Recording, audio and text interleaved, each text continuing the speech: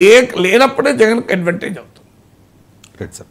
వైఎస్ఆర్టీపీని కాంగ్రెస్లో విలీనం చేసిన తర్వాత కాంగ్రెస్ నాయకులు అంటే ముఖ్యంగా ఆంధ్రప్రదేశ్ కాంగ్రెస్ నాయకులందరూ షర్మిల రాకను ఆహ్వానిస్తూ ఉన్నారు సార్. షర్మిల కూడా ఖచ్చితంగా అక్కడ కాంగ్రెస్ పార్టీని అధికారంలోకి తీసుకురావాలి, రాహుల్ గాంధీని ముఖ్యమంత్రిని చేయడం వైఎస్ఆర్ కళ కాబట్టి ఆ కళను సాకారం చేయడానికి ప్రయత్నం చేస్తానని చెప్తూ ఉన్నారు. ఇక్కడ షర్మిలకు కాంగ్రెస్ అవసరం ఎక్కువ ఉందా, లేకపోతే కాంగ్రెస్కు షర్మిల అవసరం ఎక్కువ ఉందా? అంటే ఒకరికొకరు అవసరం, ఇద్దరికి అవసరం అంటేనే పని అవుతుంది కదండి. రెండు చేతులు కొడితేనే కదా సౌండ్ వచ్చింది మీకు. ఇది ఇట్లా ఎంత వస్తాయండి, నేను ఇంత కొడుతున్నా వస్తుంది సౌండ్. ఓకే, అంటే రెండు కూడా అంతే ఫోర్స్గా కొడితే ఇంకా సౌండ్ ఏదైనా మొత్తం రెండు కొడితేనే సౌండ్ వస్తుంది, అవునా కదా? అవును సార్. సో సౌండ్ రావాలంటే ఇది కూడా అంతే కదా. ఇప్పుడు షర్మిల అవసరం కాంగ్రెస్కి ఉంది, కాంగ్రెస్ అవసరం షర్మిలకు ఉంది. షర్మిల కాంగ్రెస్ అవసరం ఎందుకు ఉంది?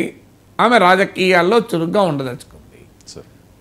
ఆమెకు వైఎస్ఆర్ కాంగ్రెస్లో అవకాశాలు లేవు, టీడీపీలో చేరలేదు, జనసేనలో చేరలేదు, బీజేపీ ఏమీ లేదు. ఉంటే ఎన్టీఆర్ కూతురులాగా ఆమె కూడా బీజేపీలో చేరేమో. ఇకపోతే ఇంకా వేరే సొంత పార్టీ పెట్టుకోవాలి అని తెలంగాణలో ప్రయత్నం చేసింది, అది ఘోరంగా బెడిసి కొట్టింది. తెలంగాణలో ఆ ప్రయోగం విఫలమైంది. ఆంధ్రప్రదేశ్లో ఇంకా క్రౌడెడ్ పొలిటికల్ స్పేస్, అక్కడ ఇంకా అవకాశం తక్కువ. అందువల్ల ఆప్షన్స్ అన్నీ ఆలోచించాక ఆమె కాంగ్రెస్లో చేరింది. ఇక్కడ ఇంకో మార్గం లేదు, పొలిటికల్గా యాక్టివ్ ఉండాలి, పొలిటికల్గా తన కార్యాచరణ కావాలి అంటే. సో అందువల్ల షర్మిలకు మరో ఆప్షన్ లేక కాంగ్రెస్లో చేరింది. ఇక రెండవది కాంగ్రెస్ పార్టీ వైపు నుంచి, కాంగ్రెస్ పార్టీ వైపు నుంచి ఏం చేసినా 1% ఓటు మించడం లేదు. మీకు ప్రజలు క్షమించడానికి రెడీగా లేరు. ఎందుకంటే రాష్ట్ర విభజన గాయం సీమాంధ్ర ప్రజలకు ఆ స్థాయిలో తాకింది.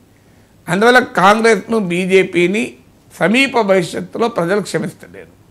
కాంగ్రెస్తో పొత్తు కూడా ఎవరు రెడీ అవుతలేదు. బీజేపీ అన్న కేంద్రంలో అధికారం ఉండే వరకు తెలుగుదేశం కూడా పొత్తుకు రెడీ అవుతుంది.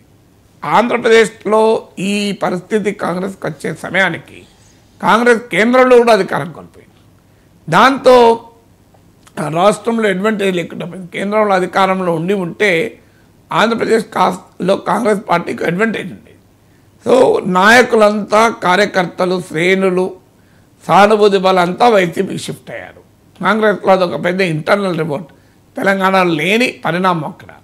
అందువల్ల మీరు ఆంధ్రలో కాంగ్రెస్ పార్టీ దెబ్బతినడం కేవలం రాష్ట్ర విభజన అనే యాంగిల్లోనే చూడకూడదు. రాష్ట్ర విభజన, రాజశేఖర రెడ్డి మరణానంతర పరిణామాలు, జగన్మోహన్ రెడ్డి తిరుగుబాటు, రెండింటికి కంబైన్ చేసి చూడాలి. ఈ రెండు పరిణామాలు ఏకకాలంలో వచ్చి ఆంధ్రప్రదేశ్లో కాంగ్రెస్ లేకుండా చేశాయి. అందువల్ల they badly need of a leader.